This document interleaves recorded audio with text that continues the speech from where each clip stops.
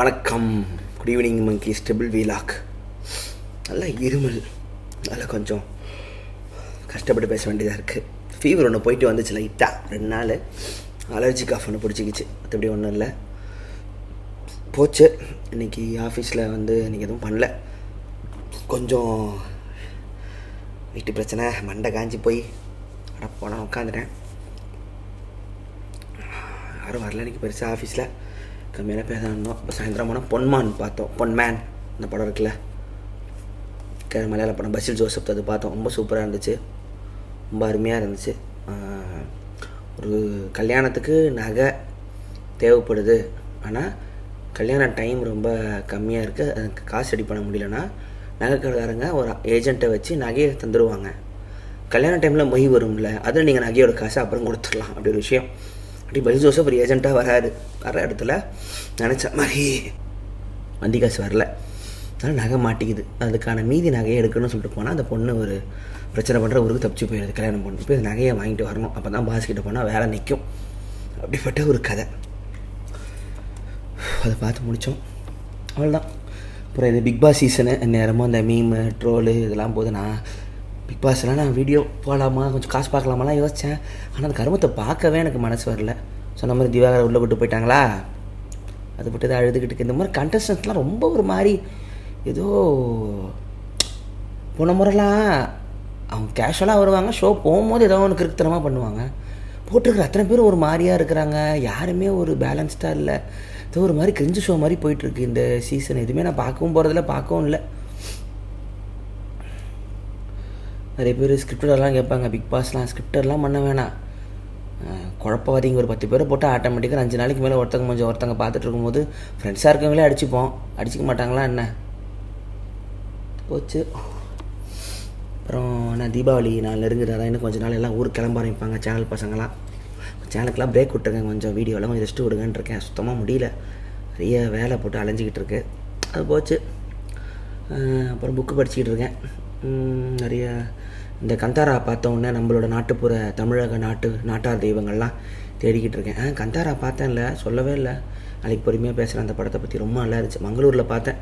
நாளைக்கு மங்களூர் டேஸ் ஃபுல்லாக மங்களூரில் 10 நாள் என்ன பண்ணேங்கிறது சொல்கிறேன். கந்தாரா மங்களூரில் ஃபஸ்ட் ஷோ போன கதையும் சொல்கிறேன். திருப்பி வீலாக ஆரம்பிக்குது, ஜாலியாக பேசுவோம். இனிமேல் பேச மாட்டேன் கூட, சும்மா ஆன் பண்ணி அது வளரும் ஏதாவது அப்படின்னு முடிவு பண்ணிட்டேன். ஏதோ ஒன்று அண்ணன் டெய்லி வந்துடுவார் மாதிரி இருக்கட்டும். வேறு என்ன இது படிச்சுக்கிட்டு இருக்கேன், அழகர் கோயில் பரமசி கோயில் என்ன மாதிரி ஒரு சமூக கட்டமைப்பில் உருவாகுது, அந்த ஓரல் கல்ச்சர் வாய்வழி கதைகளாக ஒரு கோயிலை புரிஞ்சிக்க ஆசைப்படுறது, அதை பற்றி படிச்சுக்கிட்டு இருக்கேன்.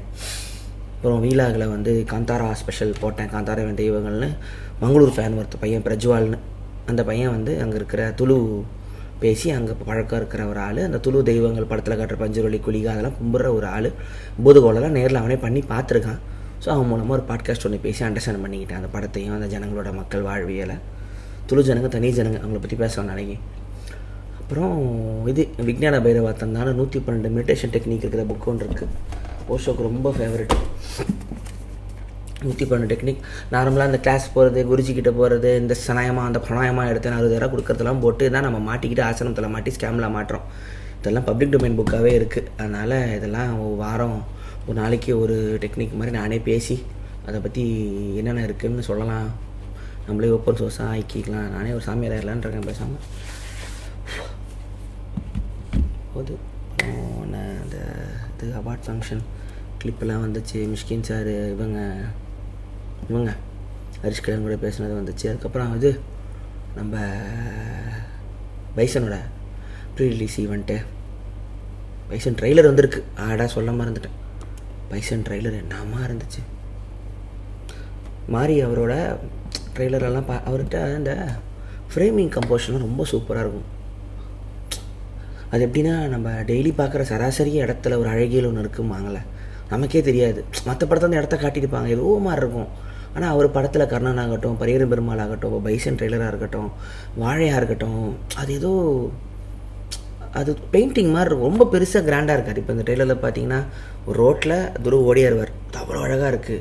ஒரு வைடாங்கலாம் இந்த பக்கம் ஓடுறாரு, அப்படி கிளாஸில் நிற்கிறாரு, அப்படி தண்ணி தெளித்து அப்படி வராரு, ஒரு சகதியில் 3 பேர் போட்டு அடிக்கிறாரு. சின்ன சின்ன சின்ன ஷாட்டுங்க தான், ஆனால் ஏதோ ஒரு மெனக்கடாமல் ஒரு ஆஸ்தட்டிக்ஸ் வாங்கலை. நான் ஆஸ்தட்டிக்ஸ் காட்டுறேன், அந்த பக்கம் சிவப்பு பச்சை ப்ளூ லைட் அந்த பக்கம் 4 பக்கம் வச்சு நான் யாருன்னு காட்டுறேன்னு ப்ரூவ் பண்ணாமல் டெய்லி கடந்து போகிற இடத்துல வந்து ஒரு ஆர்ட் ஃபார்மை உருவாக்க முடியுதுங்கிற அந்த ஒரு கம்போஷன் அழகு வந்து அவருக்கு வந்து ரொம்ப ஈஸியாக வருது. கர்ணனில் அந்த மலை மேலே அந்த பாப்பா நிற்கிறதும் கழுதுக்கிட்ட போய் நிற்கிறதும், கர்ணனில் அந்த கழுத காலை ஃபைட் சீனப்போ இருக்கிற ஆங்கிளும் அது ஒன்றும் பெருசாக இருக்காது ஃப்ரேமில்.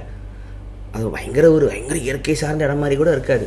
அழகாக ஒரு பஸ்ஸு, ஒரு கழுதை, தனுஷ், மக்கள் ஆடி இருக்கும் பார்க்க அது மாதிரி இருக்கும். ஸோ நான் தீபாவளிக்கு நான் இதுக்கு தான் வெயிட் பண்ணுறேன். அதுக்கப்புறம் தான் டியூஷனும். முதல்ல பைசன் பார்த்துடணும். வெடி இன்னும் வாங்கலை. வெடி பயம் இன்றைக்கே ஆஃபீஸ் கிட்டே போட ஆரம்பிச்சிட்டாங்க. ஜர்க்கை காதை மூடிக்கிட்டு வந்தேன்.